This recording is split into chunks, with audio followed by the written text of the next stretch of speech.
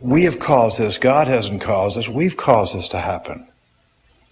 The Greeks and the Romans believed that the earth was a goddess Gaia, and that she is, and as beautiful as she is, she must be a goddess, and that we're destroying her. And so she must eject us. Just like an antibiotic, we are the thing that's destroying her. We must be ejected. The species that is the most endangered on this planet is man. And it's not because of what God has done, it's because of what we have done. And so, in fear, I ran to my beautiful friend, my best friend, my only friend, who has more humor and lightness and love. He's your friend. He's your only friend. He's your best friend. Keep it light, man. This guy is light.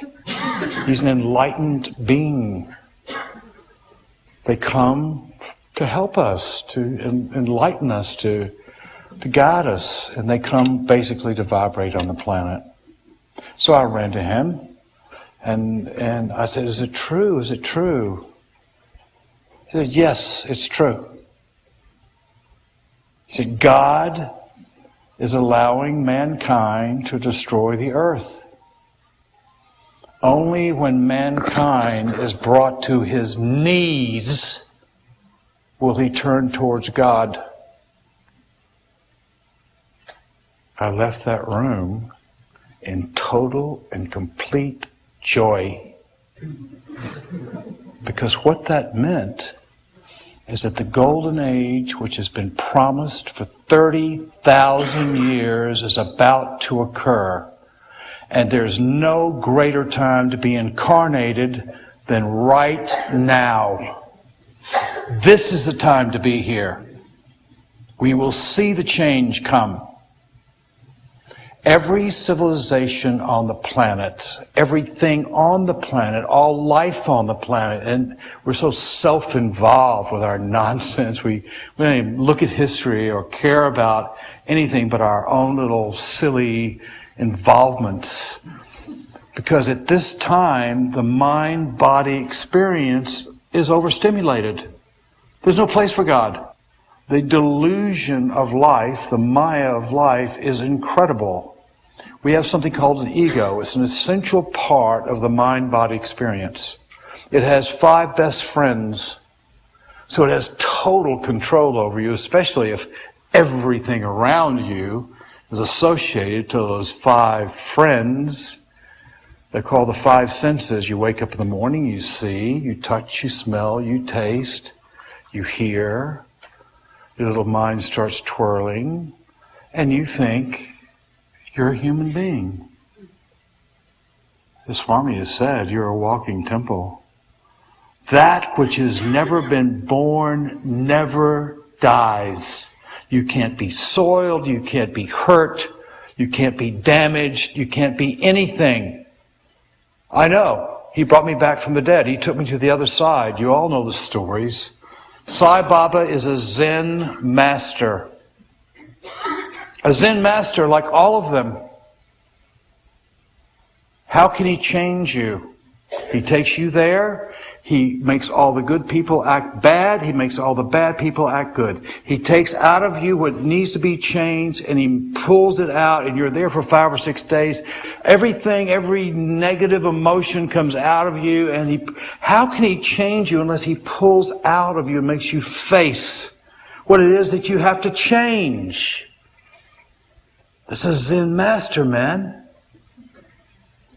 It's unique. It's the only thing you can relate to, because you cannot relate to the cosmic form. And there's only one testament that all of you who have been there and have known and are seekers can say. There's only one thing that can make you believe in Sai Baba, because you do not know who he is. It's beyond you completely, and me. But we can all testify to one thing. The real Leela to talk about is transformation. Everyone in this room, everyone at that ashram, everyone that has experienced his orbit anywhere in the world has a story about transformation. He changed you. He made you think differently. He brought out the bad so you could see it and see what you needed changed. If you were bad, He brought out the good and showed you you could be good. He transformed you. That's the only way you can know Him. Because it's not meant to see the cosmic body.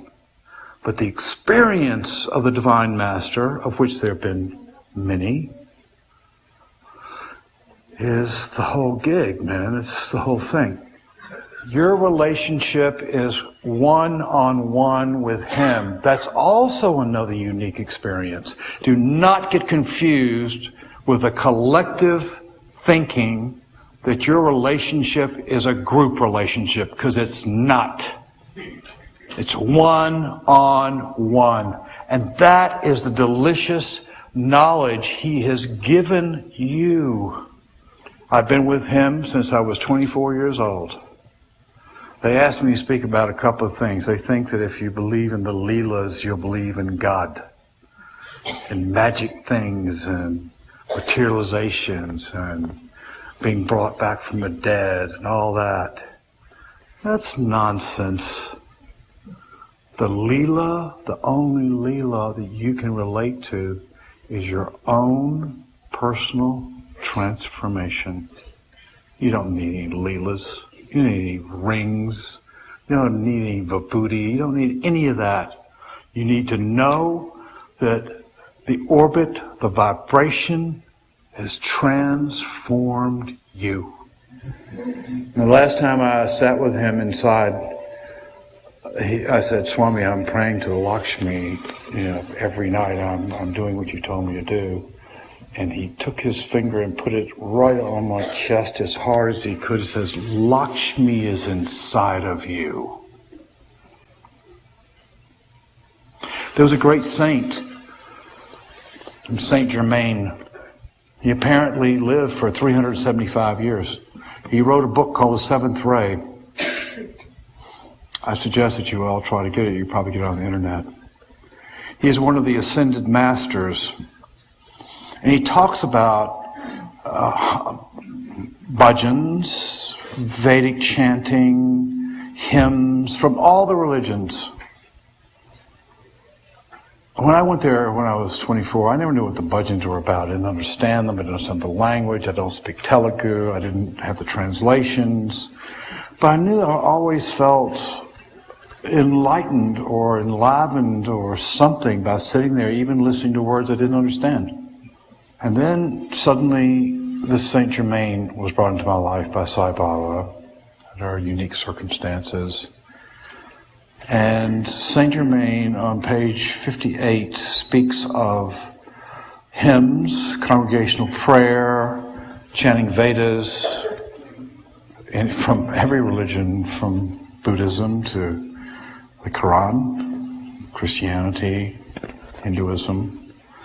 And he said, when you chant these things, all the divine beings from the astral plane come there, and they are there with you. Part of the enlightenment. But more interesting is that they also come from inside of you out.